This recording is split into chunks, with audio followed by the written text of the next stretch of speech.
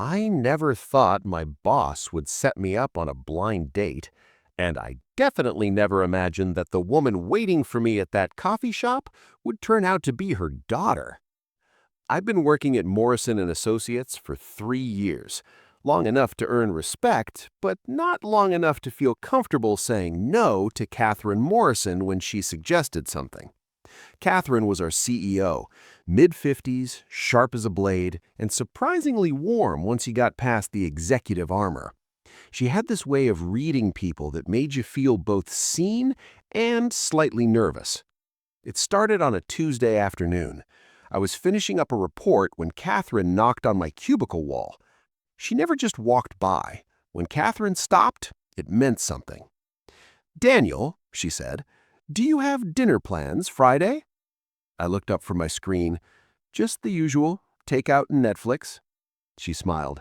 "I have someone I'd like you to meet, a friend's daughter. She's lovely, around your age, and I think you two might get along." My face must have shown my hesitation because she laughed softly. "I'm not trying to play matchmaker as your boss," she added. "I'm doing this as someone who cares about the people around her. No pressure, just coffee. If it's terrible, you never have to mention it again." There was something genuine in her voice, something that made me say yes even though blind dates terrified me. "Okay," I said. "Coffee sounds fine." "Perfect. Saturday afternoon. I'll text you the details." She walked away before I could change my mind. Saturday came faster than I wanted. The cafe was downtown, one of those places with exposed brick and too many plants. I arrived 10 minutes early and ordered a black coffee I didn't really want. My hands needed something to hold. I'd been single for 2 years. The last relationship ended badly. Not dramatically bad, just the slow, painful kind where you realize you're holding on to someone who's already let go. Since then, I'd buried myself in work. It was easier than trying again. The door chimed. I looked up. She walked in wearing a navy blue dress and white sneakers, dark hair pulled back in a loose bun, no makeup that I could tell, but she didn't need it. She had this natural elegance that made the room feel quieter. Our eyes met. She smiled, uncertain but warm, and walked over. "Daniel?" she asked. "That's me. You must be—" "Emma," she said, sitting down across from me. "Sorry I'm a bit late. Traffic was worse than I thought." "You're fine. I just got here too." A lie, but a kind one. We ordered drinks. The first few minutes were awkward in that universal first date way. Small talk about the weather, the cafe, how we both loved the smell of coffee but rarely drank it black. I learned she worked in graphic design, freelance mostly, which gave her freedom but also constant anxiety about the next project. "It's like being permanently on the edge of something," she said, stirring her latte. "Either falling or flying, never sure which." I understood that feeling more than I wanted to admit. As we talked, the awkwardness faded. She had this way of listening that made you want to keep talking. She asked real questions, not the scripted ones people ask when they're waiting for their turn to speak. She leaned in when I spoke. She laughed at my terrible jokes. An hour passed like 15 minutes. "So," she said eventually, "how do you know the person who set this up?" My stomach dropped a little. I'd been avoiding this question. "She's a colleague," I said carefully. "We work together. She thought we might get along." "That's nice," Emma said. "Good colleagues are rare. Most people just clock in and clock out." "Yeah, Catherine's different. She actually cares." Emma's expression changed, just slightly, a flicker of something I couldn't read. "Catherine?" she repeated. "Yeah, Catherine Morrison. Do you know her?" The air between us shifted. Emma set down her cup slowly, her face unreadable. "Daniel," she said quietly, "Catherine Morrison is my mother." Time stopped. I must have looked like I'd been hit by a truck because Emma's expression softened into something between amusement and sympathy. "You didn't know," she said. It wasn't a question. "No, I had no idea. She just said, a friend's daughter. I never—" Emma laughed, not mockingly, but genuinely, like the absurdity of the situation was too much to resist. "Of course she didn't tell you," Emma said. "That's so like her. She probably thought if you knew, you'd be too nervous to show up." "She was right," I admitted. We sat there in stunned silence for a moment. Then Emma smiled, and something in my chest loosened. "Well," she said, "now that the weird part is out of the way, do you want to keep talking, or is this too strange?" I should have said it was too strange. I should have made an excuse and left. Dating your boss's daughter was a terrible idea on every professional level, but I didn't want to leave. "Let's keep talking," I said. Her smile widened. We stayed at that cafe for another 2 hours. The conversation flowed even easier after the revelation. Maybe because the worst had already happened. Maybe because we both knew this was complicated and decided not to care. I learned that Emma had grown up watching her mother build a company from nothing, that she'd seen the sacrifices, the late nights, the missed school plays, that she admired her mother but also resented how work always came first. She'd chosen a different path deliberately. Freelance design gave her control. It gave her life outside of ambition. I told her about my own path, how I'd taken this job because I needed stability after my father died, how Catherine had seen something in me during the interview that I didn't see in myself, how she'd mentored me quietly, never making a big deal of it. "She does that," Emma said softly, "helps people without expecting credit." As the sun started setting, Emma checked her phone and sighed. "I should probably go," she said. "I have a project deadline tomorrow that I've been avoiding." "Me too. I mean, I should go. Not that you have my deadline." She laughed at my awkwardness. Outside the cafe, we stood on the sidewalk. The evening air was cool. People walked past us, busy with their own lives. "This was really nice," Emma said. "Unexpected, but nice." "Yeah, really nice. Can I ask you something?" "Sure. Are you going to tell my mother about this?" I hadn't thought about it, but now, standing there, I realized how complicated this was going to be. "I don't know," I said honestly. "Should I?" "I think she already knows what she did," Emma said with a knowing smile. "She's not subtle when she wants something." "What does she want?" Emma looked at me for a long moment. "I think she wants us both to be happy, in her own meddling way." We exchanged numbers. She hugged me goodbye, brief but warm, and then she was gone, walking down the street until she turned the corner. I stood there feeling like my life had just shifted in a direction I couldn't predict. Monday morning felt different. I walked into the office with a secret sitting in my chest. Catherine was in her usual spot, glass office overlooking the city, typing away at something important. "Say it, Emma." "I still love you," I whispered. "I never stopped, but that doesn't fix what's broken." "Then let me fix it." "How? Your family still—" "My family came around, eventually. My mother actually asked about you last Christmas, said she regretted what she'd done." I stared at him. "She did?" "She's not perfect, but she saw what losing you did to me, and she realized her mistake." I wanted to believe him, wanted to believe we could somehow go back, but 6 years stood between us, 6 years of missed moments and separate lives. "What do you want from me?" I asked. "Another chance, a real one, no running, no assumptions, just us trying." "I don't know if I can." "Then let me prove it to you." The Ashford Estate project took 3 months to complete, 3 months of late-night meetings and stolen glances, 3 months of Sebastian slowly, carefully breaking down every wall I'd built. He'd show up at my flat on Saturday mornings with pastries and case files. We'd work side by side, falling back into easy conversation.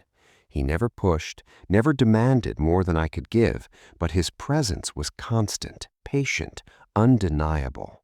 "Tell me about your life," he said one evening, "the 6 years I missed." We were at his temporary flat, reviewing contracts. Rain drummed against the windows. "Not much to tell. Work, mostly. I made junior partner last year." "I'm proud of you." Something in my chest loosened. "Thank you." Any serious relationships? I hesitated. A few, nothing that lasted. Why not? Because they weren't you, I admitted. I tried, I really did, but no one ever fit the way you did. He set down his papers. Emma, don't, please. I'm trying to keep this professional. Why? What are you afraid of? That we'll try again and it still won't work. That I'll lose you again and this time it'll destroy me. He moved closer. And what if it does work? What if we get it right this time? I don't know how to trust that. Then let me prove it to you. He did, slowly. He introduced me to his family again. His mother apologized, genuinely, for her interference. His father treated me with respect, asked about my work. His younger sister, Catherine, welcomed me like I'd never left. He was miserable without you, Catherine told me one afternoon. We were having tea while Sebastian dealt with estate business. I've never seen him like that. He's different now that you're back. Lighter. I'm not back, I corrected. We're just working together. She smiled knowingly.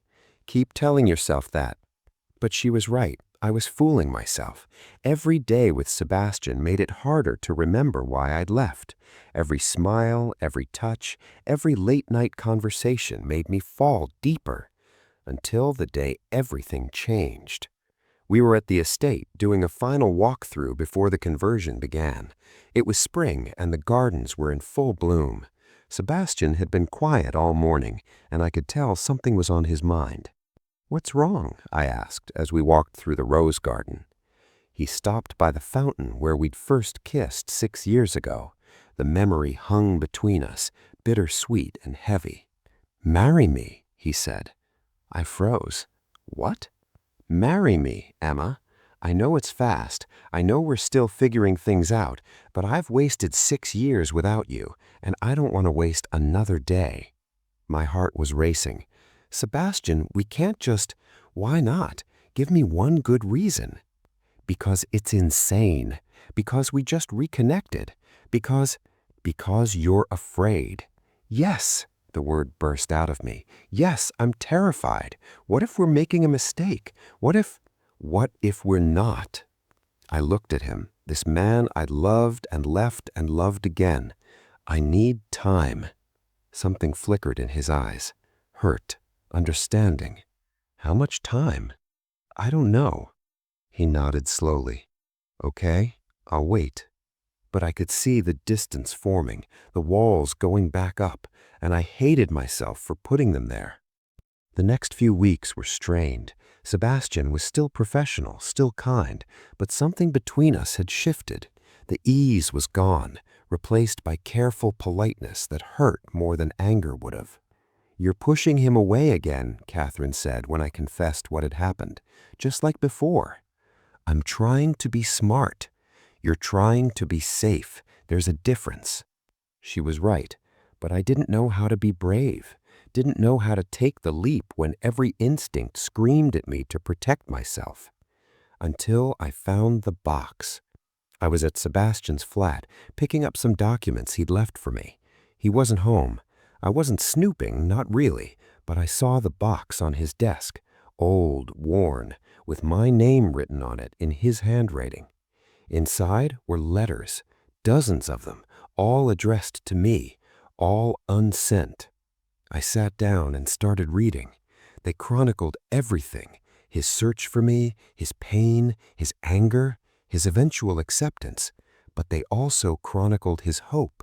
Letter after letter, year after year, he'd written to me, telling me about his life, asking me about mine, imagining conversations we might have someday. The last letter was dated 3 months ago, right before he walked into my office. Emma, it read, I've written you 100 letters I'll never send, but tomorrow I'm going to try something different. I'm going to walk back into your life and see if there's anything left to salvage. I'm terrified you've moved on, terrified you hate me, terrified you never loved me the way I loved you. But I can't spend the rest of my life wondering. I'd rather know for certain than live in hope that's slowly killing me. If you're reading this, it means I failed. It means I couldn't convince you to give us another chance. And if that's true, I hope you're happy. I hope someone is loving you the way I wanted to. I hope you found everything you deserve. But I'll never stop loving you. Some loves don't end. They just become part of who you are. You're part of me, Emma. You always will be. Sebastian. I was crying before I finished, ugly, gasping tears that I'd been holding back for 6 years. All this time, I thought I was protecting both of us, but I'd just been scared. Scared of being vulnerable, scared of not being enough. I grabbed my phone with shaking hands and called him. "Emma," he sounded, surprised. "Is everything? Where are you?" "At the estate." "Why? What's wrong?" "Stay there. I'm coming." I drove too fast, my heart pounding the entire way.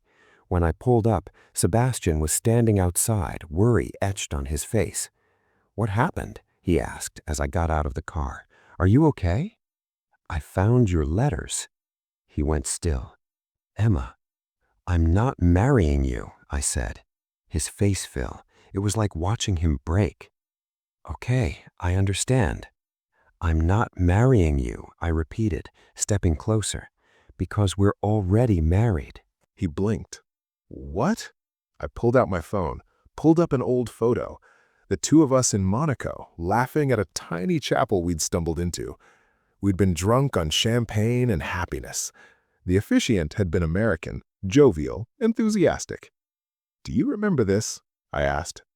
He stared at the photo. That wasn't real. He wasn't a real officiant. I checked. Last week when I was reviewing some old documents. That chapel, that officiant, completely legitimate. We signed papers, Sebastian. Drunk, ridiculous papers that we forgot about the next morning. "We've been married for 6 years?" His voice was faint. "Technically, yes." He started laughing, quietly at first, then louder. "You're telling me that I've been mourning our relationship when we've been legally married the entire time?" "Yes. And you're bringing this up now because I'm done being scared. Because I read your letters and realized I've been an idiot. Because I love you, and I want this. I want us, for real this time. Emma, I'm sorry I ran. I'm sorry I didn't fight. I'm sorry I wasted 6 years we could have had together. But I'm here now, and I'm not going anywhere." He pulled me into his arms so tightly I could barely breathe. "You're sure?" "I'm terrified, but I'm sure." "We're married," he said against my hair, still laughing. "We've been married this entire time." "Technically." "Then we should probably start acting like it." I pulled back to look at him. "What does that mean?" "It means move in with me. Really move in, not just keeping a few things at my place. It means introducing you as my wife. It means building the life we should have had 6 years ago." "What about your family?" "They'll love it. My mother will probably cry. Catherine will say she told you so." "And if I panic?" "Then I'll remind you that we're already married, that you can't run because technically you'd have to file for divorce, and that's way more paperwork than just staying." I laughed through tears. "That's a terrible reason to stay married." "Fine. Then stay because I love you, because I've loved you since Monaco, because I'll love you until the day I die." "That's better." "And because you love me too, even though you're stubborn and scared and occasionally infuriating." "I do love you. God help me, I really do." He kissed me then, soft and sure and full of promise, the kind of kiss that felt like coming home. "Wife," he murmured against my lips. "Husband," I said back, testing the word. It fit perfectly. We didn't get a traditional wedding. We'd already had that, apparently, in a drunken haze in Monaco. Instead, we had a small celebration at the estate once the renovations were done. Our families, close friends, Catherine as maid of honor because she'd called it from the beginning. To Emma and Sebastian, who took the longest route possible but still found their way back to each other. To second chances, Sebastian's father added, and knowing when to take them. That night, Sebastian and I walked through the gardens. The same gardens where he'd proposed, where I'd been too scared to say yes. Do you regret it? The 6 years we lost? He was quiet for a moment. I regret the pain, but I don't regret the journey. It made us who we are. It taught us what we have. That's very philosophical. I have my moments. I leaned into him, breathing in his familiar scent. I love you. I love you too, wife. Still sounds weird. You'll get used to it. And I did. Slowly. We moved into the estate once the renovations were complete, balanced our careers, built a life that was ours. Had arguments and makeups and lazy Sunday mornings. All the ordinary, extraordinary things that make a marriage real. Sometimes, late at night, I'd think about the girl I'd been 6 years ago, the one who ran because she was scared, who thought love wasn't enough, who couldn't see past her own fears. I'd think about the man who'd waited, who'd written letters he never sent, who'd come back anyway just to see if there was anything left to save. And I'd be grateful for the second chance, for the accidentally legal wedding we'd forgotten, for the love that survived everything we'd put it through. "What are you thinking about?" Sebastian asked one night, pulling me closer. "How lucky I am." "We're both lucky." "No," I said, kissing him softly. "I'm luckier because you came back, because you being brave, for being my wife. Thank you for waiting, for fighting, for being my husband." He smiled that crooked smile that ruined me 6 years ago. Always. And he meant it. Through everything that came after, the ups and downs, the fights and reconciliations, the ordinary Tuesday nights and extraordinary adventures, he meant it.